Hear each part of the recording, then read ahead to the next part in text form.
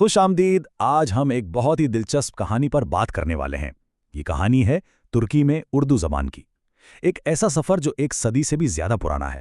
اور سچ پوچھیں تو یہ صرف ایک زبان کی کہانی نہیں ہے، بلکہ یہ ثقافت، تاریخ اور دوستی کی ایک شاندار داستان ہے۔ اچھا، اس کہانی میں گہرائی میں جانے سے پہلے ایک بنیادی سوال۔ کیا کبھی سوچا ہے کہ یہ لفظ اردو آخر آیا کہاں سے؟ کیونکہ اس کا جواب ہی آپ دیکھیں گے دو عظیم ثقافتوں کے بیچ ایک بہت گہرے تعلق کی طرف اشارہ کرتا ہے۔ جی ہاں، بالکل، یہ لفظ خود ترکی زبان کا ہے۔ ترکی میں اردو کا مطلب ہوتا ہے فوج یا لشکر، تو یہیں سے اسی ایک لفظ سے ہمارے اس پورے تجزیے کا آغاز ہوتا ہے۔ یہ ایک چھوٹا سا لفظ صدیوں پرانے رشتوں کی پوری کہانی بیان کرتا ہے۔ تو سوال یہ ہے کہ ترکی میں باقاعدہ طور پر اردو پڑھانے کا سلسلہ شروع کیسے ہوا؟ اس کہانی کے ہیرو دو بھائی تھے جنہوں نے ایک صدی سے بھی پہلے اس سفر کی بنیاد رکھی۔ یہ بات ہے 1915 کی۔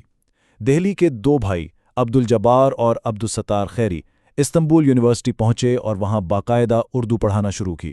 اب دیکھیں، یہ صرف استاد نہیں تھے، یہ اس وقت کی ایک بہت اہم سیاسی تحریک یعنی ینگ ترکس موومنٹ کا بھی حصہ تھے۔ لیکن پھر پہلی جنگ عظیم ختم ہوئی، حالات بدلے اور 1918 میں ان کی یہ کوشش اچانک رک گئی۔ اور اس کے بعد ایک لمبی خاموشی، کوئی 1-2 سال نہیں بلکہ 30 سال سے بھی زیادہ عرصے تک ترکی میں اردو کی تعلیم رکی رہی۔ یہ بہت بہت بڑا وقفہ تھا۔ لیکن کہانی یہاں ختم نہیں ہوئی تھی۔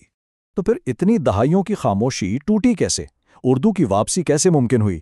دلچسپ بات یہ ہے کہ یہ کسی ایک شخص کا کام نہیں تھا، بلکہ اس کے پیچھے ذاتی کوششیں بھی تھیں، سفارتی تعلقات بھی تھے اور یہاں تک کہ عالمی سیاست کا بھی ایک کردار تھا۔ سب کچھ ایک ساتھ ہوا۔ اس بحالی کے پیچھے کئی چیزیں ایک ساتھ کام کر رہی تھیں۔ ایک طرف تو تھے پروفیسر دانیال بدیز، جن کا ایک ذاتی لگاؤ تھا۔ پھر سفارتی سطح پر پاکستان کے سفیر تھے جو تعلقات کو مضبوط بنانا چاہتے تھے۔ اور تو اور اس وقت کی عالمی سیاست یعنی کولڈ وار نے بھی اپنا کردار ادا کیا۔ نیٹو چاہتا تھا کہ ترکی اور پاکستان قریب آئیں، اور ان سب کوششوں کو علمی سطح پر سپورٹ مل رہی تھی بابائے اردو یعنی مولوی عبدالحق سے۔ پروفیسر بدیز کی کہانی تو بہت ہی ذاتی ہے۔ انہوں نے اپنے بچپن میں بلکان جنگوں کے دوران ہندوستان کے مسلمانوں کا بھیجا ہوا ایک میڈیکل مشن دیکھا تھا، اور اس واقعے نے ان پر اتنا گہرا اثر چھوڑا کہ وہ ہمیشہ کے لیے اس دوستی کے قائل ہو گئے۔ وہ بس ترکوں کو یہ یاد دلانا چاہتے تھے کہ برصغیر کے مسلمانوں کے ساتھ ان کا رشتہ کتنا پرانا اور کتنا گہرا ہے۔ تو ان تمام کوششوں کا نتیجہ کیا نکلا؟ نتیجہ یہ نکلا کہ انکارا یونیورسٹی میں اردو اور پاکستانی اسٹڈیز کی ایک نئی چیئر قائم کر دی گئی، اور یہ ایک بہت بڑا قدم تھا، ایک ایسا سنگ میل جس نے ترکی میں اردو کے لیے ایک بالکل نئے دور کا دروازہ کھول دیا۔ اچھا، چیئر تو بن گئی، اب سوال یہ تھا کہ اس کی ذمہ داری کسے دی جائے۔ اس کے لیے بابائے اردو مولوی عبدالحق سے مشورہ کیا گیا، اور انہوں نے ایک نوجوان بہت ہی ہونہار اسکالر کا نام تجویز کیا، ڈاکٹر داؤد رہبر۔ تو ڈاکٹر رہبر انقرہ پہنچ گئے۔ وہاں ان سے کہا گیا کہ یونیورسٹی کے علاوہ عوام کے لیے بھی ایک اردو کورس شروع کریں، اور اسی کورس کے پہلے دن ایک ایسا مزیدار واقعہ پیش آیا جو ان دونوں زبانوں کے رشتے کو بڑے دلچسپ انداز میں سامنے لاتا ہے۔ ہوا یوں کہ اخبار میں جو اشتہار چھپا اس میں کورس کا نام لکھا تھا اردو دلی۔ اب ترکی زبان میں اردو کا مطلب تو ہم جانتے ہیں فوج، اور دلی کا مطلب ہے زبان، تو اشتہار کا مطلب بن گیا فوج کی زبان۔ اب آپ خود سوچیں، جب ڈاکٹر ریبر کلاس میں داخل ہوئے تو سامنے کون بیٹھا تھا؟ ترک فوج کے 15 افسران۔ وہ سب بیچارے یہ سمجھ کر آئے تھے کہ یہاں کوئی ملٹری لینگویج سکھائی جائے گی۔ یہ چھوٹا سا واقعہ کتنے خوبصورت طریقے سے دکھاتا ہے کہ ایک ہی لفظ دو ثقافتوں کو کیسے جوڑتا ہے، اور کبھی کبھی کیسی دلچسپ غلط فہمیاں بھی پیدا کر دیتا ہے۔ تو یہ تو تھی ماضی کی کہانی۔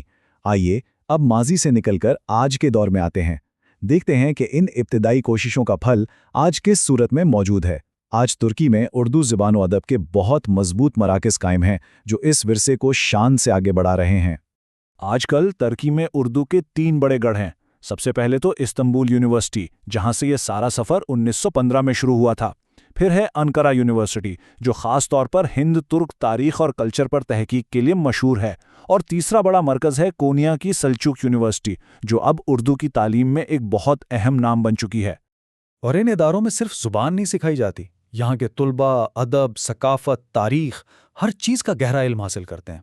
اسی لیے یہاں سے پڑھ کے نکلنے والے لوگ سفارتکاری، میڈیا، ٹورزم، ہر شعبے میں جاتے ہیں۔ سچ پوچھیں تو یہ لوگ ترکی اور جنوبی ایشیا کے درمیان ایک زندہ چلتے پھرتے ثقافتی پل کا کام کرتے ہیں۔ اور اسی ثقافتی پل کی ایک بہترین مثال ہیں پروفیسر ڈاکٹر خلیل توقار۔ وہ استنبول یونیورسٹی میں شعبہ اردو کے ہیڈ ہیں، اور کمال کی بات یہ ہے کہ وہ خود ترک ہیں جنہوں نے اردو ادب میں پی ایچ ڈی کی ہے اور دونوں زبانوں میں بے شمار کتابیں لکھیں اور ترجمہ کی ہیں۔ ان کی انہی خدمات کو سراہتے ہوئے حکومت پاکستان نے انہیں ستارہ امتیاز جیسے بڑے اعزاز سے نوازا ہے۔